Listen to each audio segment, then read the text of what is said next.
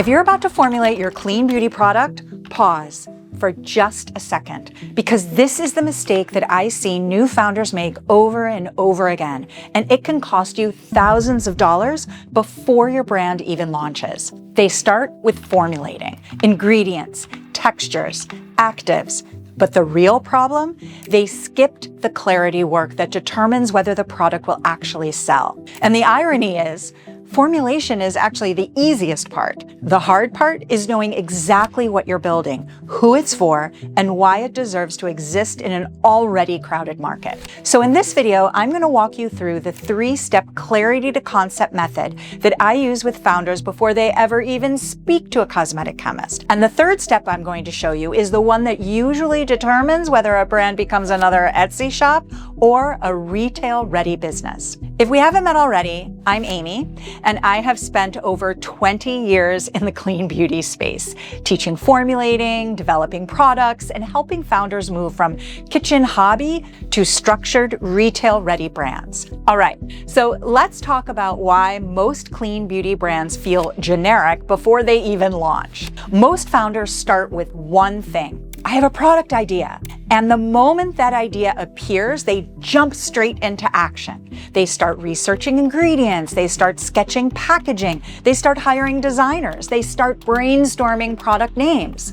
But they've never actually clarified 3 critical things: who this product is really for, what emotional problem it solves, and why it deserves to exist in an already crowded market. So what happens? They launch something that looks like every other clean beauty product already on the shelf. Different label, but same concept. And this is exactly why clarity has to come before formulation. So inside my clarity to concept method, we slow this process down and answer 3 questions that shape everything else. So let me walk you through this simplified version.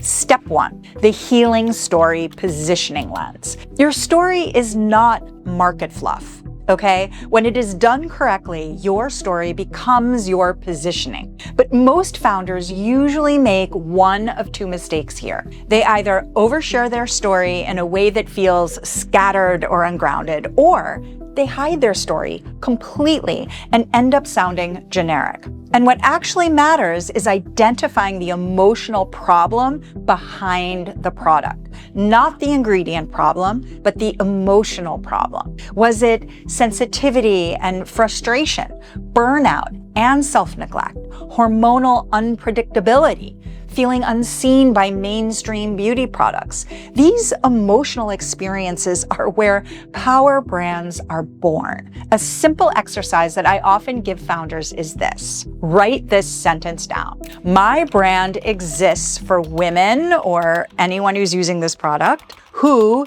blank and want to feel blank. When you fill in those 2 blanks honestly, something interesting happens. The product suddenly has context. It has meaning. But this step alone doesn't guarantee that the product will succeed, because clarity about the story is just the beginning. And if you're building a clean beauty brand the right way, go ahead and subscribe. I share weekly lessons to help founders avoid the expensive mistakes I see happening across the industry. So let me show you what happens when founders skip this step.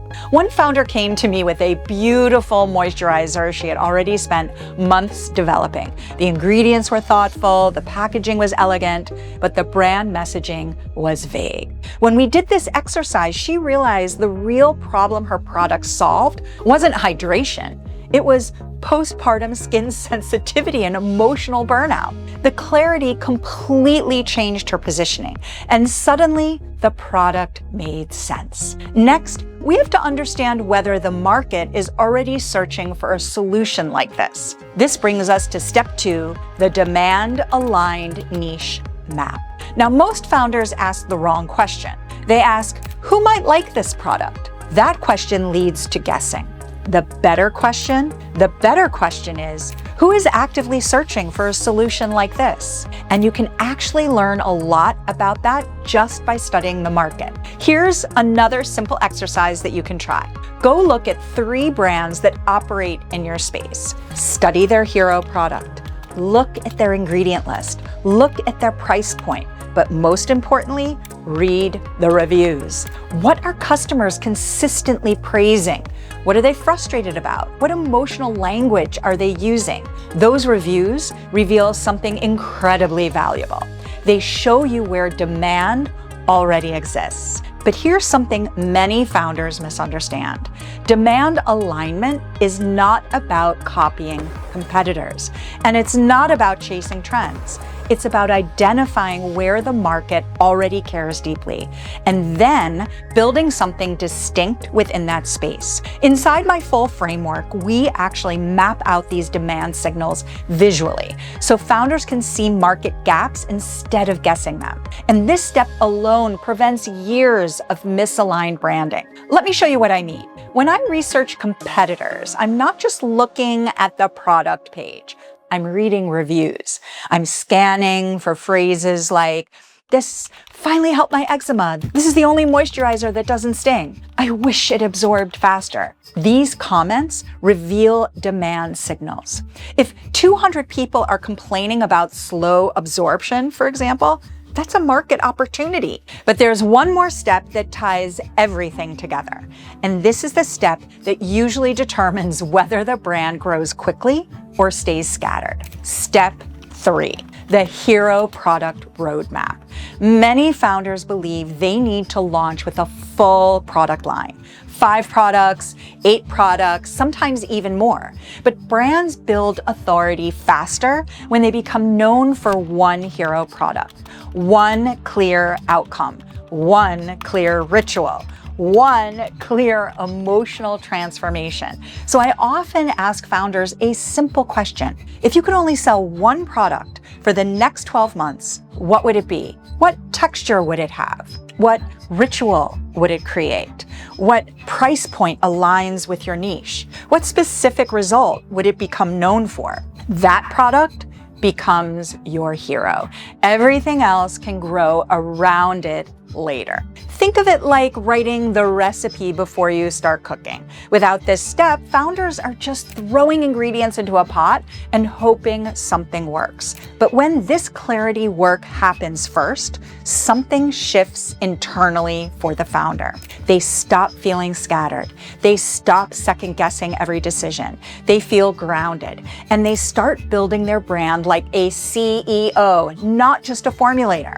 Now, could you implement pieces of this process on your own? Of course, but where most founders struggle is going deep enough to turn this clarity work into a 12-month roadmap and SKU strategy. That's the difference between having a product idea and building a brand that can actually scale. If this kind of strategic thinking resonates with you, I've created a free founder community where we start mapping this work out together. It's a place where clean beauty founders can learn how to position their brands properly before spending money on formulation and manufacturing. And if you're already building and want deeper mentorship, well, that's where my accelerator comes in. But wherever you are in the journey, just start here with clarity first, product second, market third. And in the next video, I am going to show you the biggest formulation mistake founders make when they finally work with a cosmetic chemist, and how to avoid wasting thousands of dollars on the wrong formula. If you're planning to formulate soon, you're definitely going to want to watch that next.